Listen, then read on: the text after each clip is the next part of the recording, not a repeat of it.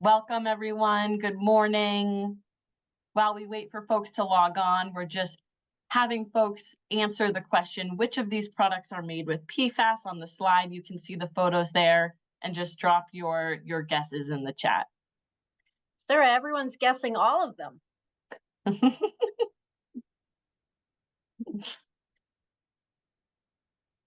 All right, folks, we are going to get started. Welcome, everyone. Thank you so much for joining us today. For those of you who are new to our organization, we are Friends of Casco Bay. Our mission is to improve and protect the environmental health of Casco Bay. And we do this through science. We have, excuse me, a 31-year data set of water quality data that we then use to influence policy and advocate for clean water at the town, state, and federal levels. And of course, we could not do this work without the community and the Friends of Casco Bay, who we learn from daily and engage to help protect the health of Casco Bay. So my name is Sara Freshley, and I am Friends of Casco Bay's community organizer and volunteer coordinator. And this morning, I am joined by our Casco Baykeeper, Ivy Frignoca. Good morning, Ivy. Good morning, Sara. I'm guessing you're not totally a morning person either. Yeah. I haven't had quite enough coffee yet, but we're working on it. So hopefully we'll just get better and better. I just want to say one thing.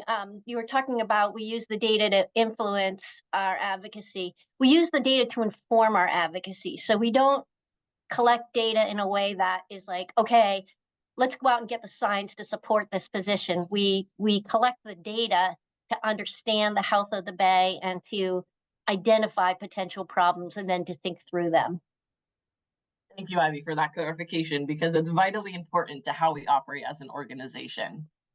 So today we are discussing PFAS. What in the world are PFAS? We're going to get to that in a few moments, but first I just want to address these photos that we had you all guess what is in them. Which of these products are made with PFAS? And most of you, if not all of you, I wasn't keeping too close of an eye on the chat, get an A++. You are right. All of these products are made with PFAS, which means that PFAS are intentionally put into these products in the manufacturing process. So, Ivy, what are PFAS? PFAS are a group of chemicals that have been manufactured since the 1940s because they have flame retardant properties and water and grease resistant properties. And recently, because they're becoming more a chemical of concern, given that they have like some pretty serious human health impacts, the Maine state legislature has also defined PFAS. So giving the technical definition or the one that's in law, PFAS are any member of the class of fluorinated organic chemicals containing at least one fully fluorinated carbon atom. And the reason why I wanted to give the technical definition is that it's the fluorinated carbon atoms that don't break down easily. And that's why these chemicals have gotten the name forever chemicals. Why are we concerned about PFAS? Well, we're concerned in the context of our mission because our mission is to improve and protect the health of Casco Bay. And if these chemicals are in our waters and in the sediments in nearshore habitats, then that's going to degrade the quality of the habitat. And it also could get into our fish and shellfish and have impacts on them and impacts on the people who eat them. So there are other organizations that are taking the lead on understanding the impacts on human health, but within our mission, that's why we're interested. Should we be concerned about eating shellfish or fish from Casco Bay? That's a good question. And again, that's outside of our expertise, issuing those kind of advisories. So I think Sarah Lyman will add some links in the chat, and we'll provide these later in a follow-up email. But here's what we know, Sarah. There are no health advisories that indicate that we should not eat fish and shellfish from Casco Bay and from our marine waters generally. And so some of the studies, the state studies fish and shellfish tissue, and then the Maine CDC is the one that issues fish advisories. So with respect to marine species, there's a lengthy recent report that people can delve into, but some of the highlights of some of the most popular fish products are that in 2021, the Department of Environmental Protection analyzed lobster meat from 18 sites along the coast, and we're part of the Southwest coast. And in those samples, they found very low concentrations of certain PFAS compounds that should not pose a risk to human consumption of lobster meat. And similarly, they tested soft shell clams because everybody likes to have steamers and lobster together. And again, the PFAS concentrations were very low and support human consumption without advisories. And then finally, the one I pulled because it's a big recreational fishery is data on striped bass and bluefish. I also thought that was interesting because they're like higher in the food chain, and there could be some, questions about bioaccumulation. Again, it showed low PFOS concentrations. We could talk more about those compounds later. That should not have an impact on human consumption. So that's marine species, but I do want to say that there is a health advisory issued for the lower Presumpscot River, and many of us recreate along that river, and I know people fish there. And that health advisory, it recommends only consuming 4 or less meals of fish per year caught in that segment of the river based on the PFAS concentrations that they found in fish tissues there. You're muted, Sarah. Thank you. What is Friends of Casco Bay doing about PFAS?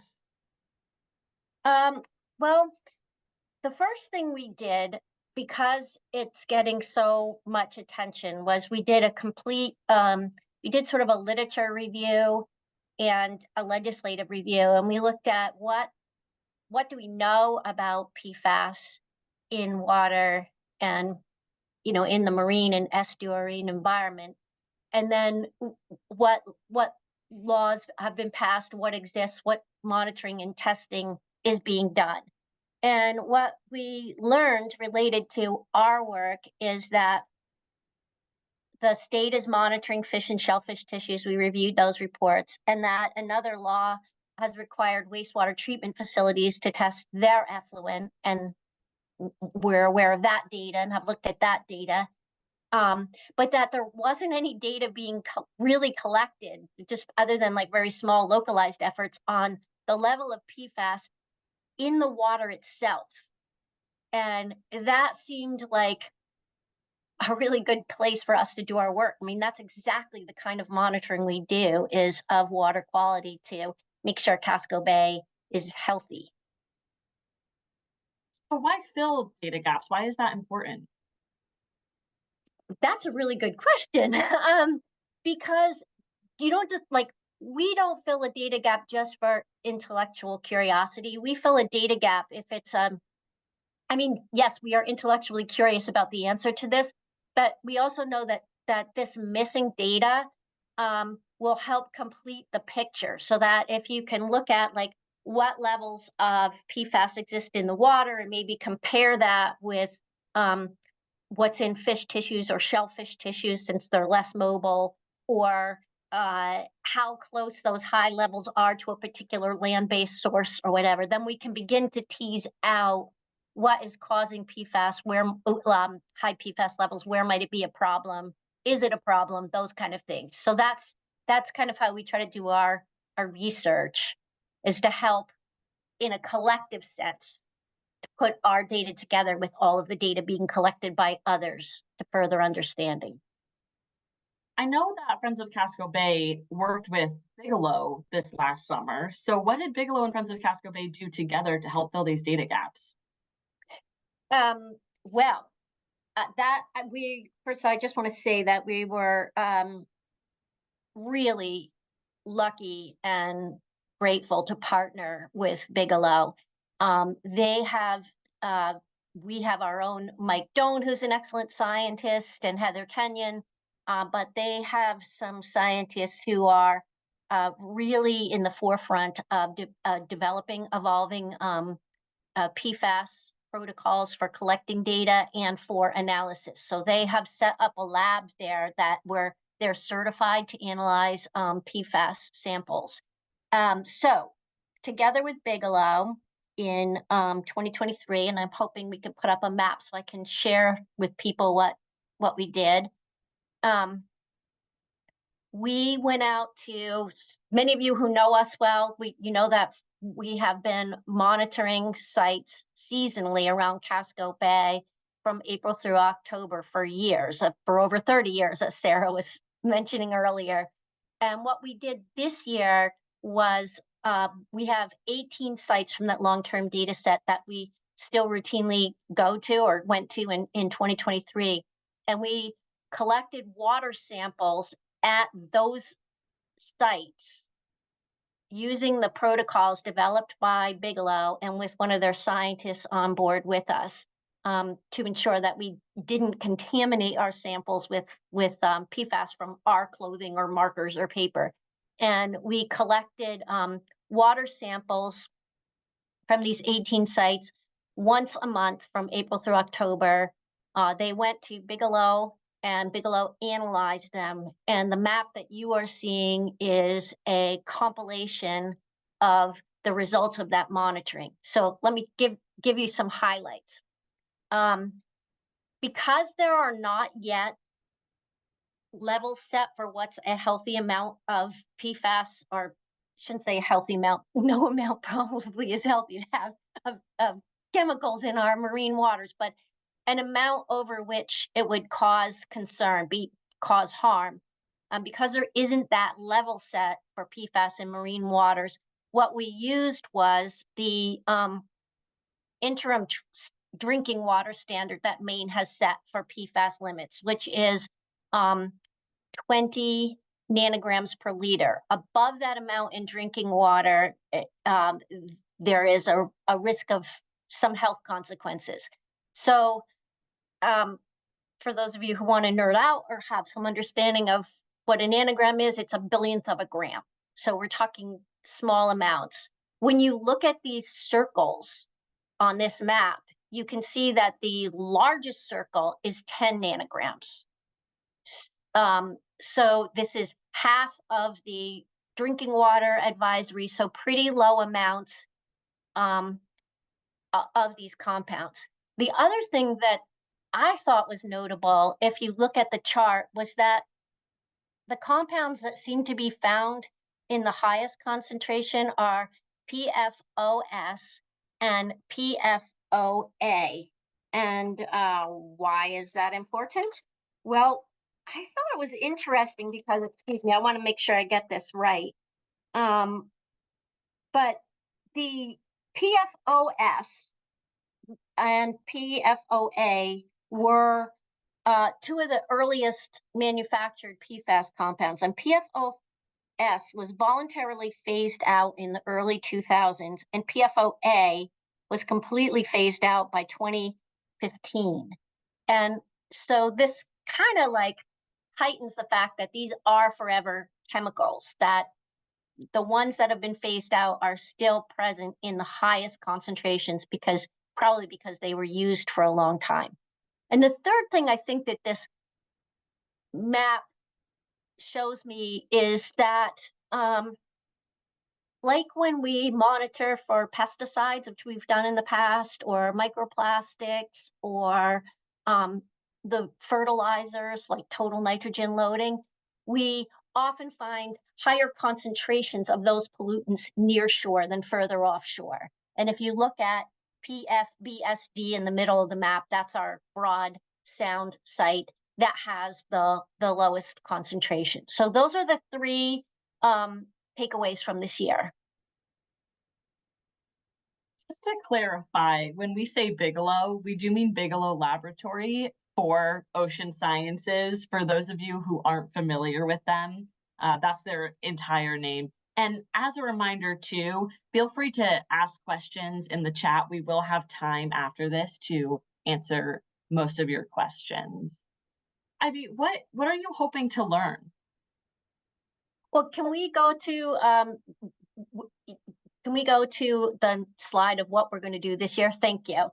So based on last year's study, Bigelow Labs for Ocean Science and Friends of Casco Bay is engaging in a more detailed 2-year study that'll occur this summer and in the summer of 2025.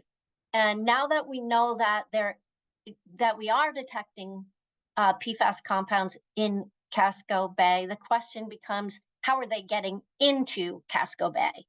And so to answer that question, we developed a stakeholder process to get input based on people who write wastewater permits for our wastewater treatment facilities, shellfish experts, other people who have knowledge and concerns about potential PFAS sources. And through that stakeholder process, we identified 71 sites where this summer we will collect water samples. And what you can see on this map is if you look up through Westbrook, you can see that we will be collecting PFAS samples all the way up along the Presumpscot River, almost to Sebago Lake, to trace sources coming down through the Presumpscot.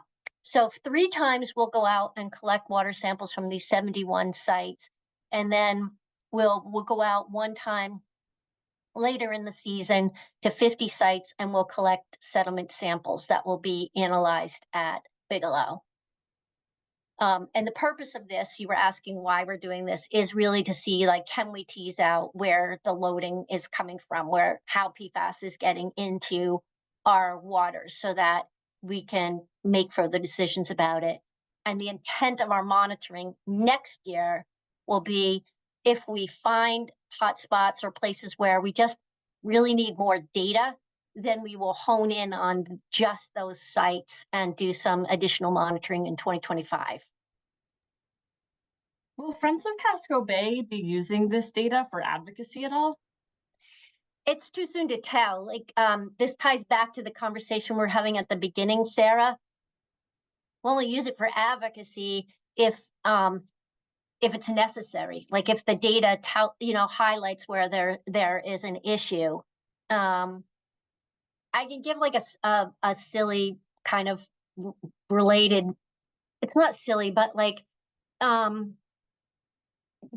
when we look at nearshore nitrogen, sometimes we can find a source, like a particular lawn or a farm where the nitrogen loading is coming from. And then we've been able to work with people to eliminate that source or to redirect it. So I don't know if there'll be similar opportunities with PFAS, or if from this it will inform any further steps that need to be taken to protect Casco Bay. But we will be thinking about that. Thank you so much, Ivy. That's all the questions that we had planned. So now we're going to turn to you all. I know there's lots of great questions being asked in the chat.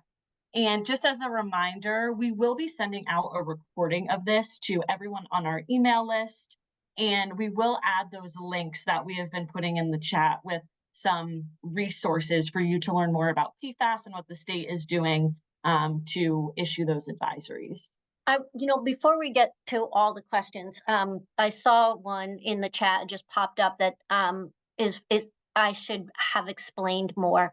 The map that was just up about with those sites on it, that is a draft map of the sites where we will be collecting data this summer. So the way that we developed that map was we sent a survey to this advisory group that we put together, and that advisory group had time to go back and talk with people in their town and their partners, and then they gave us the latitude and longitude of the sites and why they want that particular site monitored.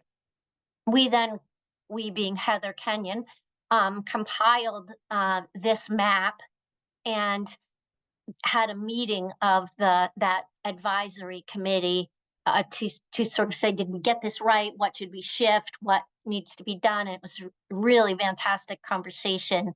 And now Heather and Mike are in the process of going out to these sites and determining if we can get access to all of these sites. Because sometimes it's a barrier, it's private property and we can't get permission to get to sites. So I really should have explained that. Again, I'm not a morning person. So thank you for everyone who asked that clarifying question. Are any other organizations doing similar testing further down the coast? Are any sites further east, such as Penobscot Bay, also monitoring for PFAS? I am aware of some limited data. When we looked at this with Bigelow Labs, with Dr. Epley from Bigelow Labs, I think that he had collected some data and showed a comparison of the information up and down the coast. So for people who want to know that data, I would refer them to ask that question of Bigelow Laboratories. One person asked, it looks like the sample on the lower Penobscot River is smaller than a lot of the other Casco Bay samples. Why is the PFAS in the fish in the lower Penobscot River greater than the fish in Casco Bay? So the sample in the lower Penobscot, I have to say, you all are asking great questions. Yeah. That is from a site that is very hard for us to access. And so that sample is based on only one monitoring event as opposed to the 6. And that's a little bit of an outlier. So it's still in the map, but it doesn't have the same, it's not based on 6 events. There is also, Ivy, if you want to add some clarification to the difference in the freshwater and the marine thresholds for advisories, right? Does that have to do with this as well? I think they were just talking about why we found less PFAS in the water at that site, if I understand the question, versus in fish tissues. We don't do the fish tissues, but it was more just the water concentration. And that is an outlier that I remember from our data discussions.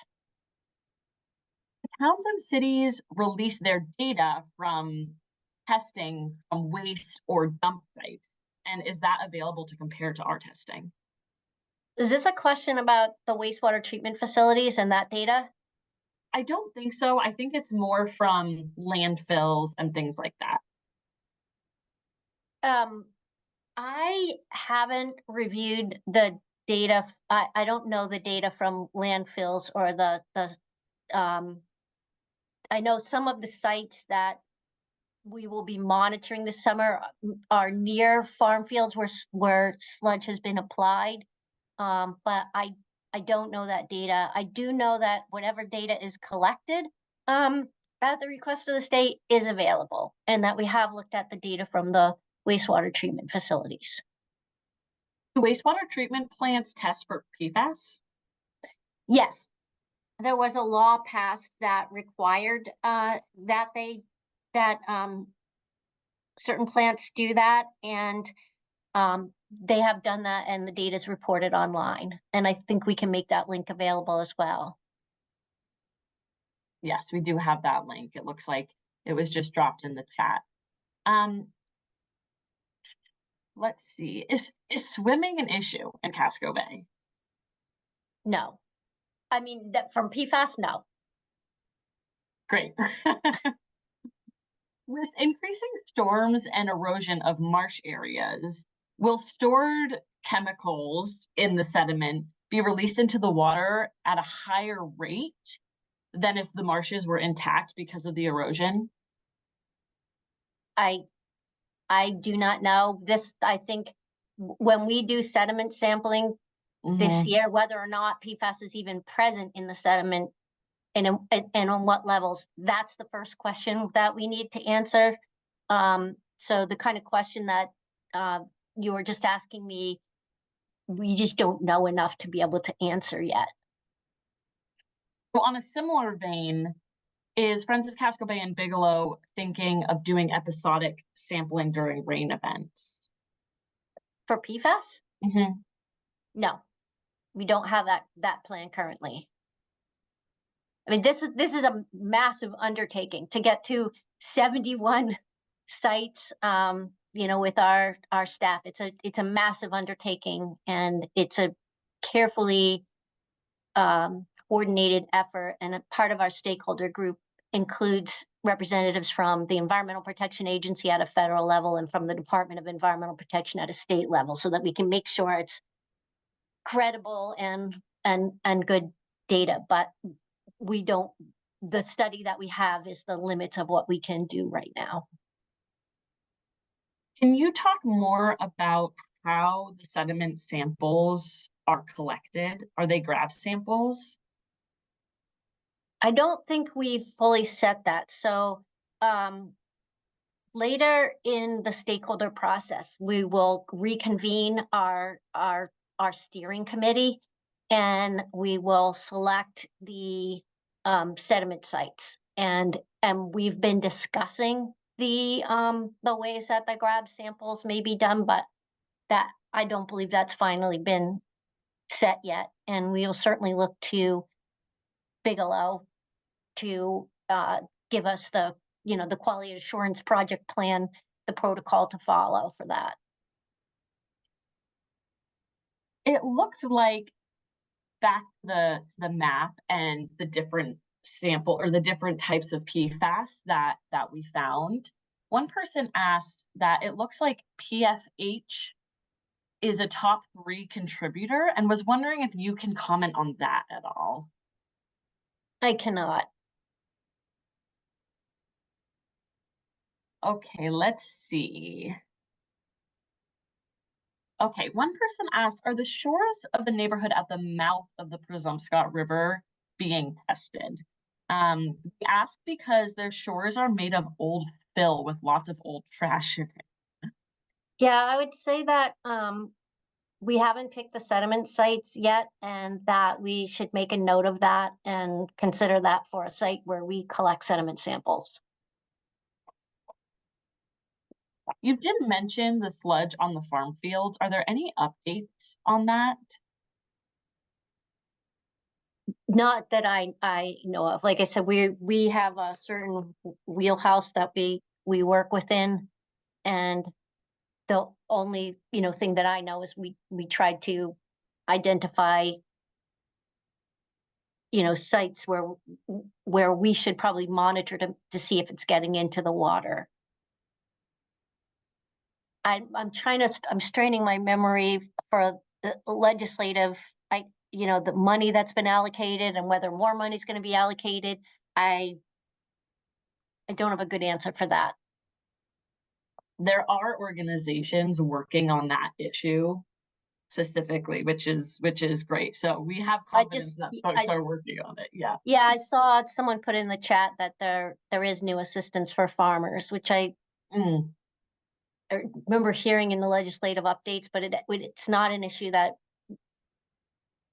we work within a group of environmental organizations called the Environmental Priorities Coalition, and that includes groups like the Maine Organic Farmers and Growers Association and Defend Our Health. And so those organizations and others have taken the lead on some of the other slices. So I know kind of tangentially what it is, and I support their efforts, but and they support our efforts, but I am not an expert in those areas. Someone asked, do you worry that the surge of concern about PFAS will distract from public concerns or other studies of runoff? They ask because it seems like the effects of other runoff are more immediate than these smaller levels of PFAS that we're finding. I hope the answer is no, I don't worry about that. But I think you can worry that something that has like a lot of media attention might detract from a bigger issue, but it's hard to imagine right now, given the intensity of the storms we had this winter and the number of rain events where there's been greater of 2 inches of rain, that there is such a big focus on stormwater damage, stormwater runoff, and climate change right now. And I think that these two things complement one another. The more runoff that there is, the more chemicals are running off into our waters, whether it's PFAS, pesticides, fertilizers, dog poop, cigarette butts, you name it. We do have a couple different questions asking about what people can do, what can individuals do to make an impact? Well, we can make consumer choices. And I also think we can support the reporting requirements. I know that there's some efforts before the legislature to roll back deadlines or even the requirement at all for reporting that PFAS exists in certain products. And part of the thinking when the legislature passed those laws is until we know what PFAS is in and what chemicals and all are there, then you can't make informed decisions or pass bans or say, all right, can you use that only under certain circumstances, that kind of thing. So I think those are two of the things that we can do and support the monitoring and be part of the conversation. Yeah, and you can support the work that we do here, and we'll drop some links in the chat, but we are a Friends organization and we rely on community members like you to be able to do the work here that we do. So that's a really important way that you can help us find these answers about PFAS. Oh, I have a question here, Ivy, about dredging in Portland Harbor. Some of you may know that Portland has this plan to dredge Portland Harbor. That's been a long time coming. And do we think that this will impact our sediment sampling of PFAS through disturbance of the sediment? And are we planning on testing around that dredging project at all? We will be collecting sediment samples well before the dredging project starts. Okay, let's see.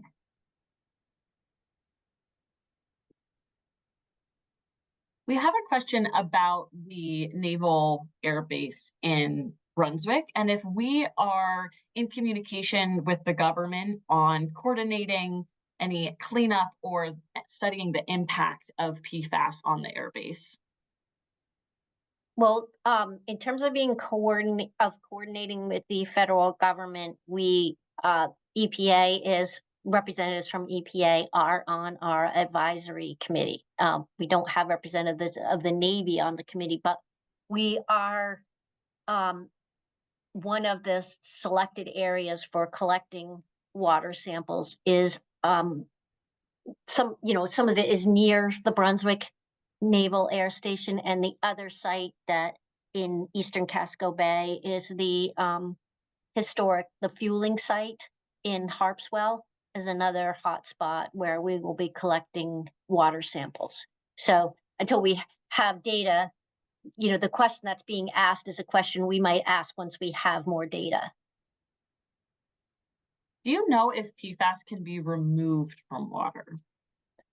Ooh. I know that technologies are evolving, and I think we have people on this program from the Portland Water District, and I know that it's a question that is near and dear to what wastewater treatment facilities are looking at. So yes, things are the technologies are in the process of evolving to address that. To your knowledge, do shellfish farms, aquaculture, do they test for these chemicals at all? There are so many oyster and mussel farms and kelp farms along the coast of Casco Bay that I couldn't possibly answer that question. I think based on the levels that we see in the bay. It's not an issue, and that the Department of Marine Resources and the Department of Environmental Protection are the ones, they would, if they felt it was an issue, would request that the tissue samples be analyzed.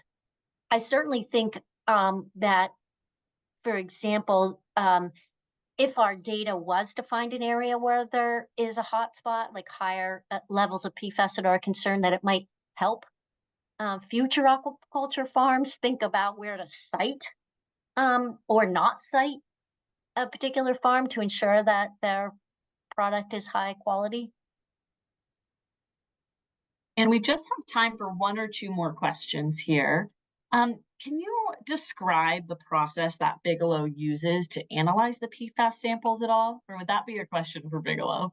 That is a question for Bigelow. And I will say that we're planning, this year was really a preliminary study. We will plan to do a big program next year, and our goal would be to have Bigelow as a guest lecturer and really have them answer those questions. Before I make closing comments, Ivy, is there anything else you want to add? Just thank you all for coming and for your interest in this topic and support of our work. Yeah, thank you so much, everyone, for joining us this morning. We're going to have many more answers to come as we conduct this study over the next 2 years, and we will certainly keep you updated. The best way to stay updated is to sign up for our emails. There's going to be a link dropped in the chat for how to do that. You can volunteer with us. You can donate. All of this supports our work to protect the health of Casco Bay, which we all call home and love very much. We will be having another Coffee with the Casco Baykeeper, the third in the series, in April on our study of eelgrass beds that we are also starting this summer. So stay tuned for that. That will also be sent in an email announcing that and how to sign up, as well as the recording of this webinar, along with the links that we dropped in the chat for all of the resources for you. Thank you so much, everyone. I hope you have a wonderful Thursday. Thank you, everyone.